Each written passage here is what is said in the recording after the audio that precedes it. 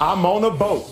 In the last 24 hours, social media posts of Odell Beckham and Victor Cruz partying with likes of Justin Bieber, Trey Songz, and Johnny Manziel. Damn, they went all in. Have emerged, and there was this photo of Beckham and Cruz and other Giants.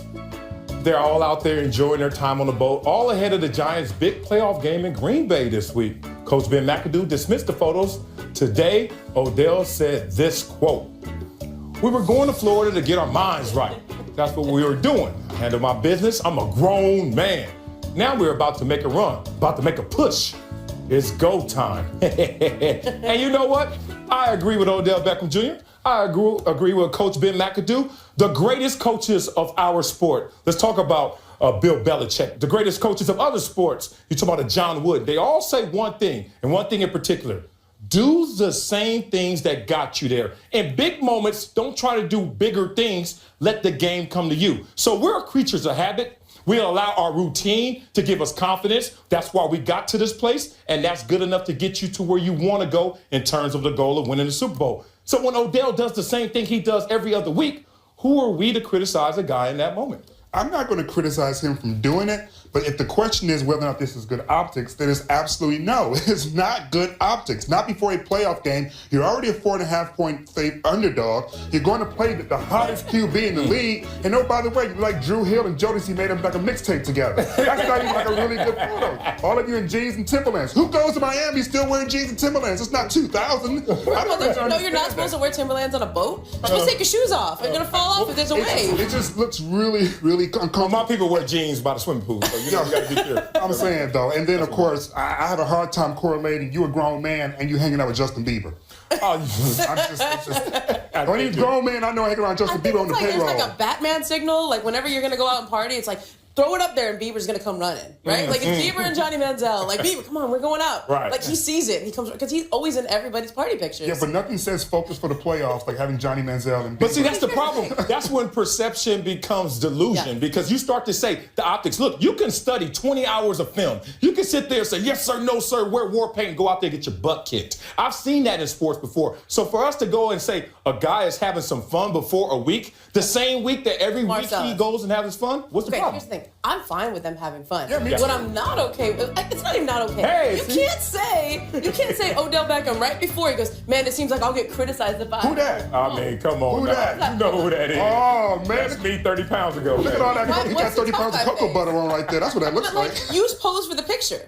Like when you decide to pose for the picture, like you know that's gonna get out. In fact, you want it to get out. Like nobody's making. Like when I'm out and I don't want to be known to be out. Like don't take my picture. Right? I'm not gonna pose for the selfie. Like I don't. But that's admitting guilt. That's an admission of guilt if you don't want to pose for it. These guys know that this is okay, so they don't mind the picture. You not wanting to hear this. You live in New York. You know what we're going to do, and now we're doing it. So what happens when they win this same game, and then everyone says, "Oh, you went out and partied"? What happens? Then you're quiet. But if you go out and lose, all right.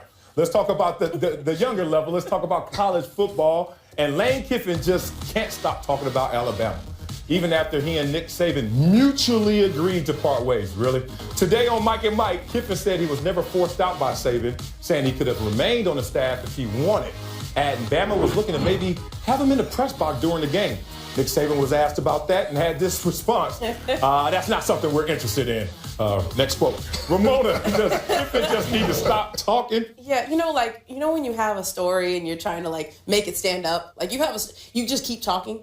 And my husband always says, Ramona, just shut up. Stop talking. Less is more. The more you say, the more it makes people wonder why you're still talking. Because when I read Brett McMurphy's story on ESPN, that Lane, they left him when he was like he was so late, they left him. Yeah. There were multiple incidents where he was late during that week. Then you saw the footage of him on the sidelines where Nick and him were going at it. Like, there's clearly more to this story. I've heard there's even a little bit more. So like the more he's talking, the more it's fanning it. If I'm Lane, I just go down to Florida and move on. I've heard there's a little bit more. I wonder if your little bit more is my little bit more. Okay, my little more is some juicy more. Oh, well, that's a lot more if you combine them two little mores. It's just mores all over the place. Right. But he just needs to shut up. You've already been banished, and yes, if you're an FAU, that's being banished. That's not, I'm taking a head coaching opportunity. You went from Alabama to like a school on the same level as FIU. But wrong.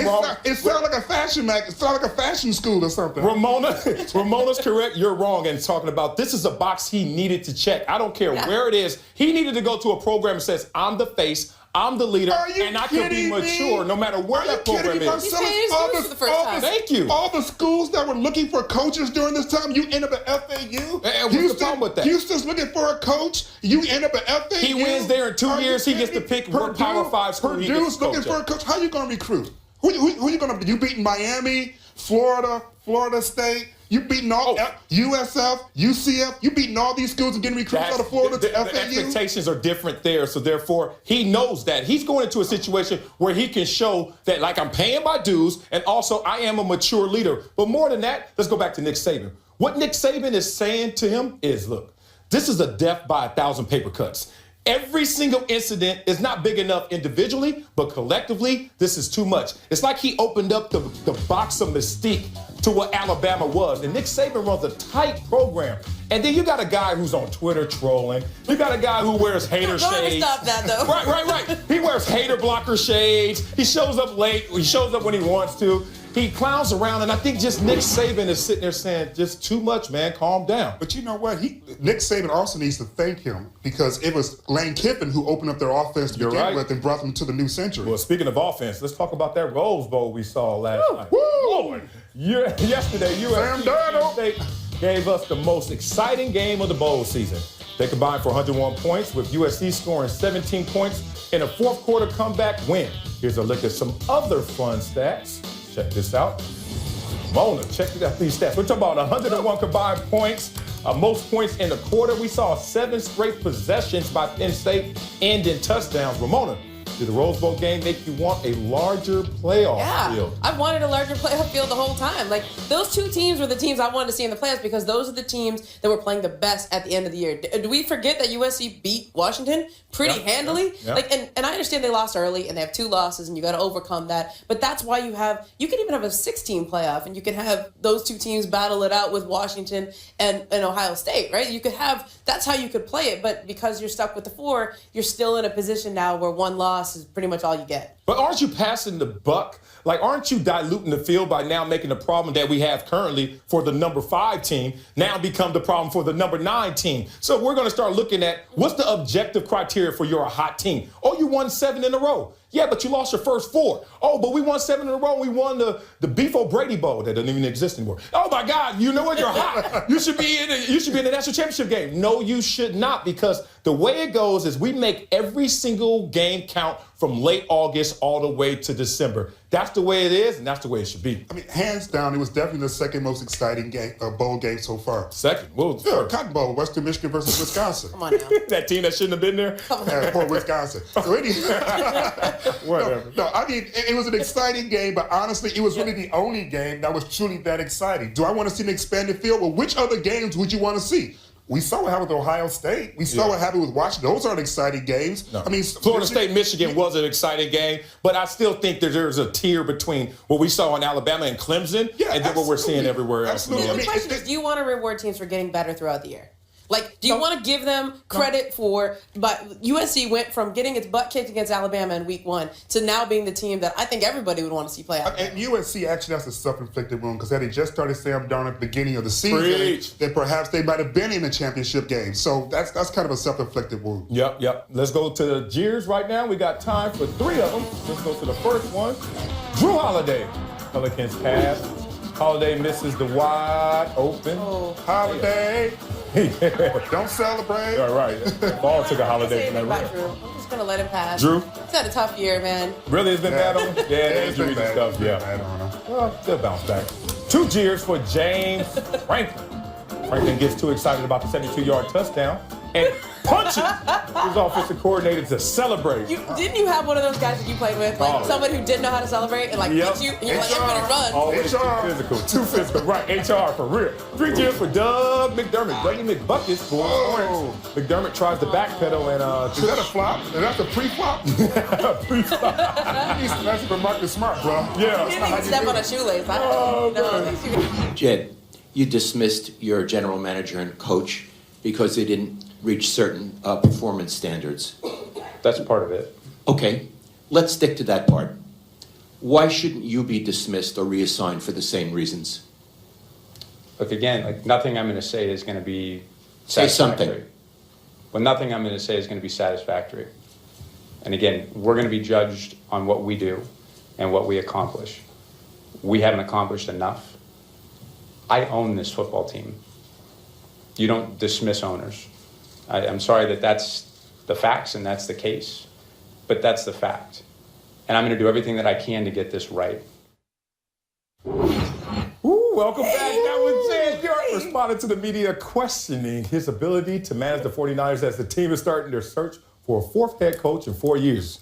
LZ, your reaction to York's press conference? I was watching him lose hair with each sentence. It was like spontaneous, just like the heat was just so much. He just couldn't handle all the pressure. Hanging on. Yeah. I mean, listen, at the end of the day, you're the one who where the buck stops. Yeah. And if the reports are true and you passed up Dak Prescott and we see what Dak is doing and your quarterback situation was the way it was, then Chip Kelly is going to really set you on fire. Because now it's saying not only what am I being judged based upon the team performance, but I wanted a different quarterback that you all love. I wanted him, and these dudes over here said no, including Trent Baalke, who's also gone. Yeah. So I just think that the entire franchise is like, yeah, York, you need to be losing your hair with these sentences because the heat is on you. Well, I mean, look, these are boss rules, and I'm glad he used those 5 words so eloquently to that reporter.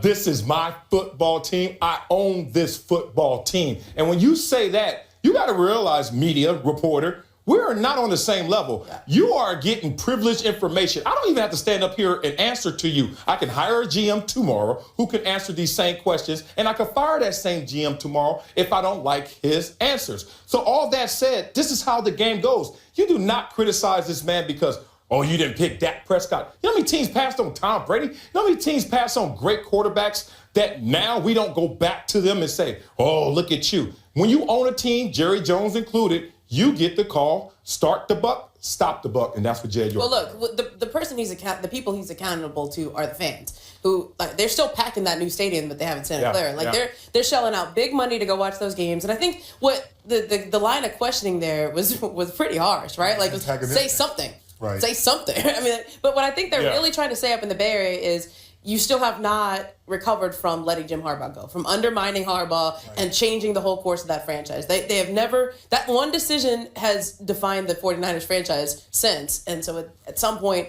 you got to clean house, which is what they've done. But Start fresh. Bill Walsh, George Seifert, Jerry Rice, Joe Montana, San Francisco always lets their greats go in disgraceful ways. So let's not act like this is a new problem. It does start at the top, but it was an old regime that even started this issue. Won Super Bowls. That's real. That's real. Let's move on.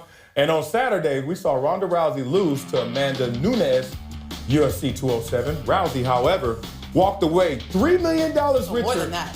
Yeah, more because of the pay-per-views. After the 48-second beatdown, Nunes only made $200,000. Ramona, okay with Ronda getting $3 million plus in that loss? She has for the past several fights. Like they've only declared the purse here because it was in Las Vegas, but I'm sure she made the same amount in Australia and LA when she fought in those fights. And like when you're the headliner, when she defended her title 6 times in a row, she became the one of the biggest female athletes on the planet. Her and Serena Williams were like up there. And when Amanda Nunes has defended the belt, at that point she had only won one fight. She had only won the title once, and she's not the headliner yet. Is she going to drive 1 million pay-per-views on her own? If she was the headliner, would she get 1 million pay-per-views? Probably not. Yeah, but like I think you're into this is now. If Ronda fought again, I don't know that she would. But aren't we rewarding marketing over championship performance that's when you how say it that? goes. Well, let's change.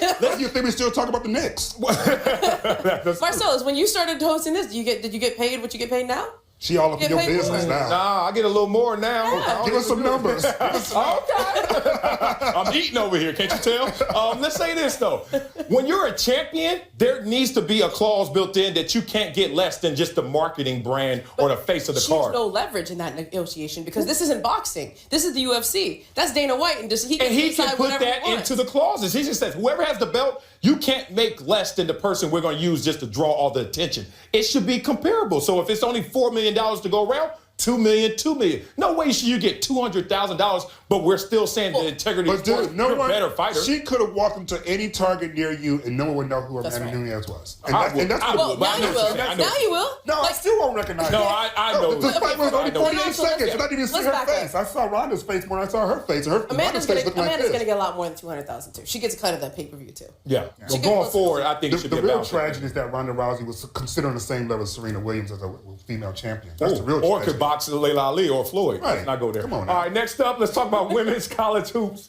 To start the second half of the Duke-Louisville game, Louisville tricked Duke into defending the wrong basket, So good. leading to an easy bucket at the other end of the court. Oh, man.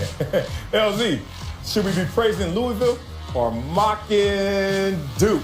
Listen, we need to mock everybody. We need to mock the players. We need to mock the coaches. If you look, the coaches didn't even know what was going on. We could even mock the announcers. It took the announcers a minute to figure out what happened because once they scored, the announcers kept acting as if it was business as usual. Didn't even notice until later what had just happened. So look, everything associated with this except for Louisville scoring needs to be mocked. No, I I love think it that. should be praised. It doesn't have to be praise. Doesn't have to be married to condemnation. You don't have to criticize because someone did something brilliant. Sometimes you just outsmarted someone else, and they're not dumb. How many times have you really, after a halftime, looked and said, "Okay, which way is my team going after the half?" It happens all the time. I sit there and watch games. I think they just got duped. They're not dumb for it. They just You said Duke got duped? Duke got duped. That's Well, the other thing too, they had to practice that. Just think about it. You don't just do that. Like, you have to practice that. So the fact that the coach from Louisville thought ahead to practice that and then actually pulled it off in a game, I love it. Yeah, next level. Well, coming up, a Bloomin' Onion mascot got a little too bold on the sideline. You are crying. You're wearing that. You just need to stop it. Hey man, everybody got to Don't get Everybody got to eat somehow. This is Sports Nation.